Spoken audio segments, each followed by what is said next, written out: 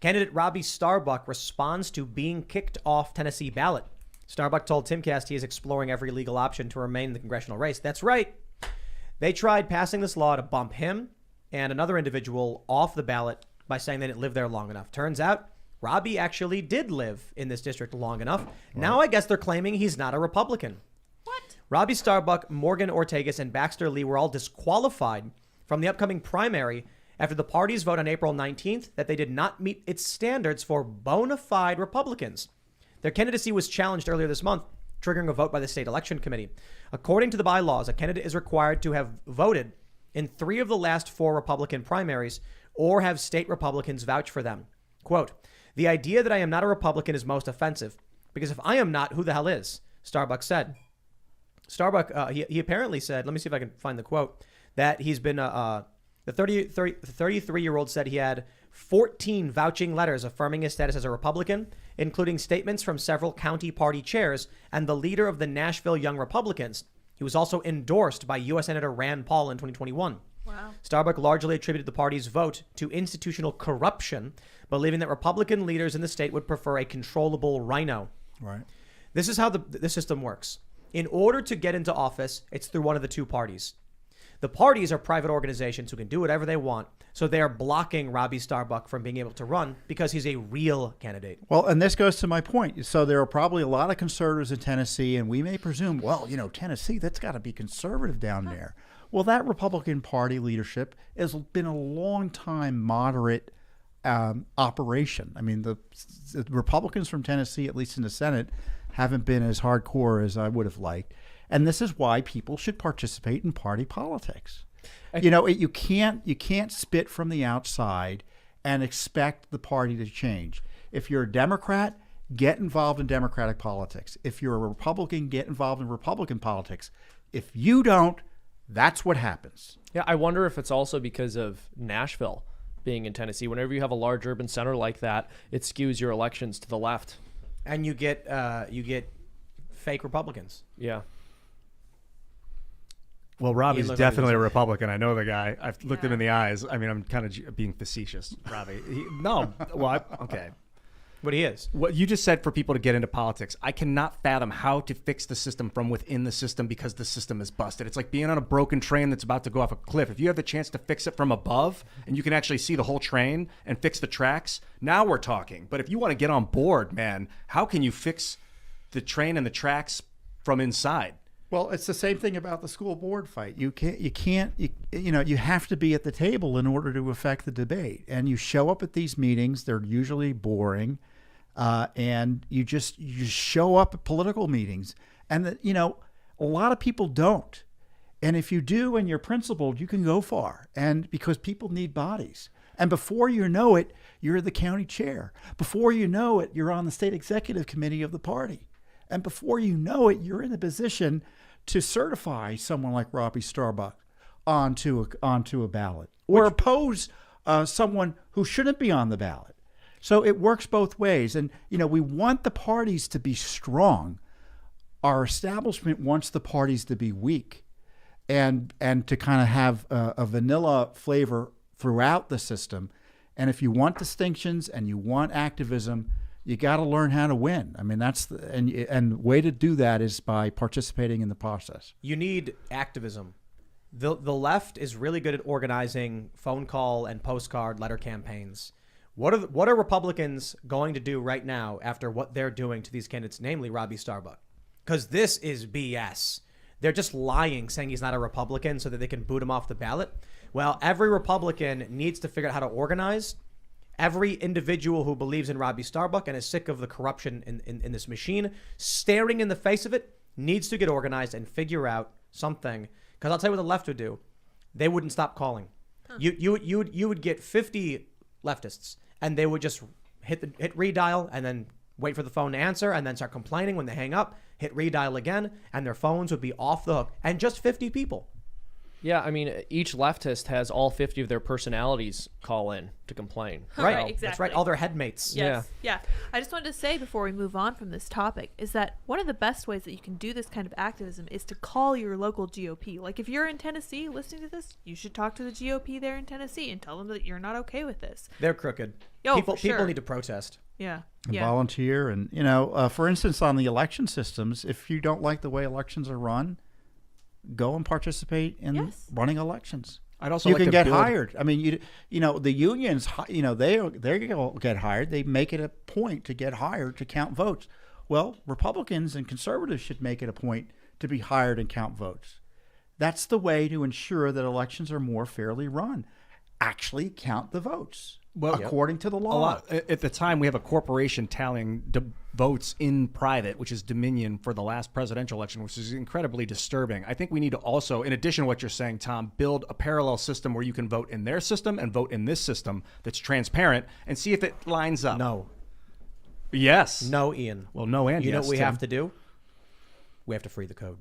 You're right. Of big technology firms that are functioning in the commons, their code needs to be free. This is No, the no, free. no, no, no. This We're is the talking- freedom of I'm speech talk- of the we're talking 21st about century. voting. Talking about We need to voting. free the software code of the voting machines. Yeah, Vote- we need to be able to reference those. These companies that are doing digital vote counting, that code needs to be public, and here's what needs to happen: before the election, there should be an audit where a person from each party and an independent goes in with an approved tech person who then audits the code and presents it to the public and says, here's how the code of this machine works. Every single line is available for public viewing. I feel like even then they could give you the code and say this is how it works, but then go in the back room and make it do other things Sure, with but that that's- code. Or- So you need it on a blockchain too. Honestly, I think they're bold enough that they would show you the actual code, and if anyone pointed out any problems with it, they'd be like, fact check, false. There is no problem with the code. It's Not only if a you've conspiracy got, theory. No, because remember when Democrats were screaming there was going to be fraud in the election, like was it 2019 or something? They were like, we got to do something about this, and then they all started shutting up. When you have before an election and no one knows how things are going to swing, you see one thing wrong, and the Democrat is going to be like, no, and the Republican's going to be like, no, fix it, we object, because they don't want to Unless lose. someone's in on it. Well, my view on these companies, Dominion and Smartmatic, they've come up with these outrageous lawsuits against critics that seem to me mighty political and over the top. And, we want these companies to be neutral, right? And it seems to me they've thrown down the gauntlet on one side of the political narrative when it comes to our elections. And I would be very suspicious, whether their code works or not, about letting them work in any states. Yeah, the thing that they're going after is people claiming that they're fraudulent. I'm not making that claim. I'm claiming that I can't see the code, so I don't know if it's fraudulent or not. Well, I think whether you see the code or not is almost irrelevant to the question of, are we counting ballots in a way that people are confident that the individuals casting the ballots are eligible to vote? And I don't think that's true. Whether if the code works, illegal votes will be counted accurately. But I think That's not going to solve the problem. I'm not. The issue is so much deeper than just, I suppose, illegal voting, because you can track those things down. But if California opens their border up and says, come on in, and then the census happens and they're like, look how many more people we get, and they get more votes in the Electoral College, it doesn't matter if the individual votes. All that matters is we know Texas will be blue, and Texas can effectively stuff the Electoral College ballot by bringing in non-citizens. The system should be set up in a way to, and I think you're highlighting the issue, to reassure people that their votes are going to be counted and counted accurately, and the election result is going to be something approximate to what actually happened. The winner won. Whether it's exact or not, the winner won. And right now, half the country doesn't think that's the system. And so we need to reassure the public. We need to save elections by requiring voter ID, maybe getting rid of the computer counting or make it a lot more easily watchable, and having one day only voting, only emergency absentee voting. If you're getting your head shot off abroad and you're in the military, maybe, that warrants you getting a special treatment. Everyone else show up.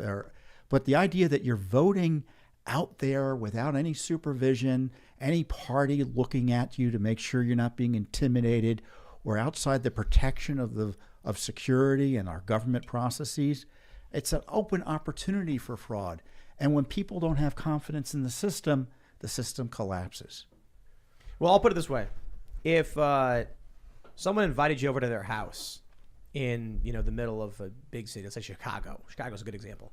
And they said, you can crash here. We have no doors or windows. They're basically just all exposed and open. And no one will, we've never filmed anybody coming in here, so we don't think it's an issue. Would you be comfortable chilling in there and leaving your stuff and going to bed? You're like, nah, I don't. I'm gonna keep my bag close to I'm gonna wrap my arms around the backpack as I go to sleep, because you'd be like, I'm not okay with this. It's not an issue of whether or not someone did or is in the act of committing an illegal act. It's that, why would you want to participate in an insecure system? Like, hey, come crash at my house while you're in Chicago. The doors, the front door and the back door are completely off the hinges, and the windows have all been removed, but you can sleep wherever you want. You'd be like, nah, I'm good.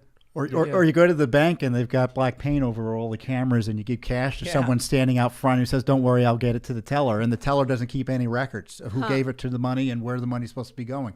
You have to have a system in place that survives basic scrutiny. It ain't going to be perfect. I mean, we were doing an analysis of voter roll lists in New York and California, Oregon. In New York, I think they removed 10 names in the entire city over the last 4 years. They should have removed hundreds of thousands of names. So you've got the list are full of people who have moved away, and that's just like a big pool of voters to pull from illegally to engage in fraud. And that undermines the system. And the courts have found, interestingly, Tim, that you don't need to prove fraud in order to justify these rules. It's the appearance of fraud and the opportunities for fraud that states have an interest in stopping, to reassure voters that your vote's going to be counted. So the left says we don't have to prove fraud in order to justify voter ID and to make sure that people are actually citizens, for instance, before they're allowed to vote, which is, to me, the voter ID everyone agrees with. Well, it doesn't work if non-citizens can get that type of voter ID that allows them to vote.